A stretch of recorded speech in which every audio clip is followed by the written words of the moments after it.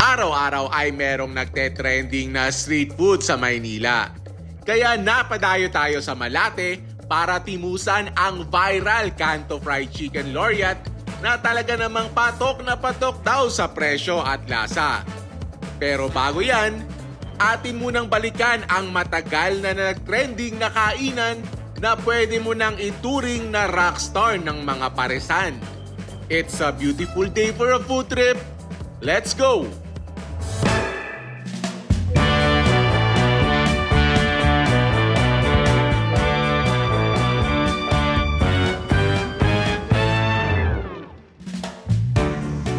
Ito yung trending na chicken laureate na merong chicken, merong Shanghai, at merong canton. Dito siya nakapwesto sa Maria Orosa Street.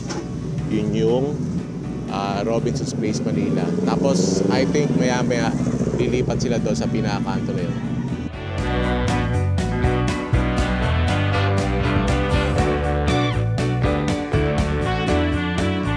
This one is 80 with rice or without rice, 70. Okay. This one is 35. 35. And the half is 20. Half is 20. Yeah, 20. Ay, 10 piso. Ang isa? Dito, 60 with rice. Without rice, 50. 50. The same with the pork chop, 60 pesos. And without rice is 50. Okay. Tortang talong, 35. Ampalaya, 35. Banana, 20. 20. Okay. So yung nag-trending dito, yung chicken laureate na one-piece chicken, dalawang Shanghai, tapos half na pansit, 100 pesos. Pero sabi sa akin ay pwede mag-upgrade itong quarter chicken, add 20 na lang. Since hati kami ni Aisha, dito kami.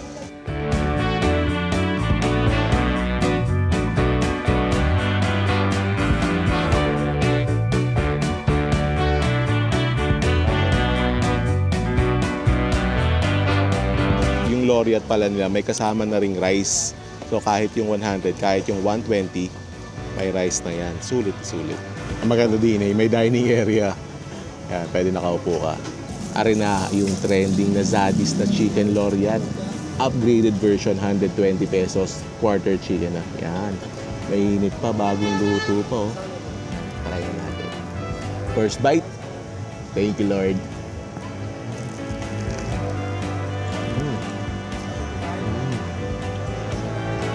Really crispy. Really juicy. At malaki yung chicken, ha. Sarap. Tapos, may Shanghai din. Ganda na pagkakabalot ng Shanghai, oh.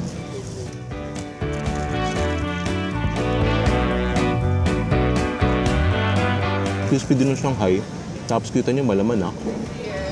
Tapos ito, bukod sa pagiging laureate plate, pwede na rin siyang tawaging birthday and plate. May pansit din. Ano yung mga paborito natin sa birthday, ano? So may half pansit din yung laureate. Typical siya ng mga karinderyang pansit na maraming laman naman. Kita nyo, may mga meat din, no? Tapos malasa din naman. Tapos may kasama rin siyang rice. Kaya itong laureate plate na to, pwede na siya sa sa dalawang tao. Ito nga, paghahatian namin ni Aisha to. Try natin with the gravy saka rice.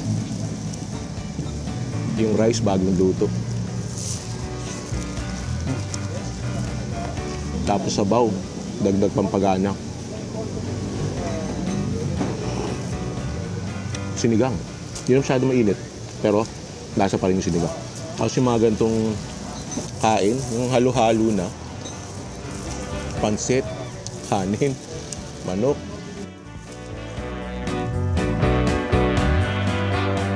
Maganda sa laureate plate ito, walang tapon. Kumbaga, lahat masarap. Lahat sulit.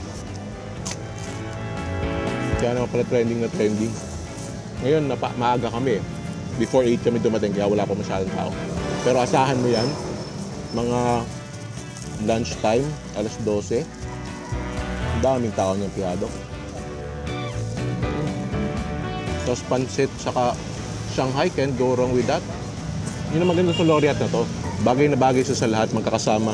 Pansit saka chicken, pansit saka Shanghai, even chicken saka kanin, Shanghai, kakanin, even kanin sa pansit. Bagay na bagay pareho. Solid stop sa ating Malate food crawl. On to the next one.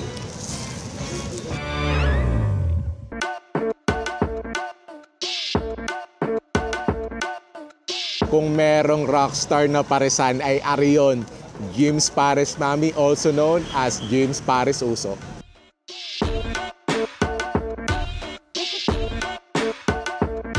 Grabe, dami kumakain. Ang garning may bone marrow, 240. Meron ng kanin, itlog, saka soft drinks. Yan yung tagos yan. Kain sir, no? Kakain dito. Pag mami lang, magkano? 80 lang. 80 yung mami pag walang ano. Solid na, no? 240 pesos. So yan, buto-buto. Tapos may bone marrow, merong itlog, merong kanin, merong puto. Bago to, dati walang puto.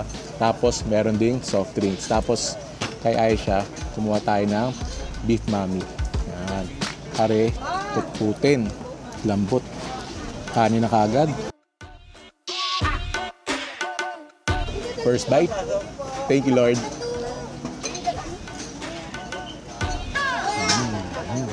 Una ko sasabihin sa inyo, yung sabaw nito, hindi parang normal na pares Either yung matamis or yung street pares or wala stick. Pero technically, pares pa rin naman yan kasi beef with rice. Di ka pares ng rice yun. Tapos yan, may mga buto-buto. Yung buto-buto niya, malaman din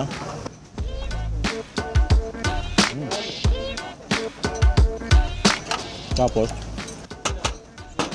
malayo yung mararating ng ng budget mo kasi may itlog. Yan, dagdag protein na yan. Yan. Siyempre, ihahalo mo sa sabaw yan. Ulam mo rin yan. Tapos yan, merong bone marrow. Yun. What that bone marrow? Grabe, Yan ang babayaran dyan. Ano kung gaano ka-jiggly yan, Po ay bawal na bawal sa high blood. Ang pagsa-creamy. Tapos ang maganda din sa puto, isasawsaw mo ngayon yan. I-absorb nyo yung sabaw. Yung puto niya steady lang. Pero with the sabaw, panalo. And speaking of sabaw, pwede kayong humingi ng extra sabaw. Mga nakakala dito, mga takore ng mga sabaw. Pwede kayong kumuha nun. Ito naman yung beef mami. So yan, malaman din. Magulay. With noodles.